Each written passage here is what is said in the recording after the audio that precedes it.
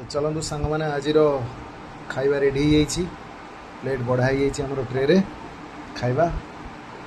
आज हूँ देवस्नान पूर्णिमा से सबकि अरुआ बिना पिज रसुण रही मोर फेवरेट भात डालमा भजा मत एत भल लगे फिर भी कांकड़ आलू ये सब पड़ी गोटा भजा है काकुड़ी आ दही दही लुण फुण किसी पकई ना वर्षा फिर भी स्टार्ट करवा। बहुत बढ़िया खाଇବା आज। प्रभु जगन्नाथ आपण मानक बहुत भल रखु। आज देवस्नान पूर्णिमा ठाकुर आज गाधेकी अणसर घर को जी ज्वर हम प्रबल गरम हम आम मानक ठाकुर ज्वर में पड़े। चलतु आज भोजन देखा केमती डालमाटा फाइनाल टच मुझे डालमा छुंकटा मुझे बाकी सब वर्षा कर ठीक अच्छे देखा। चल केमती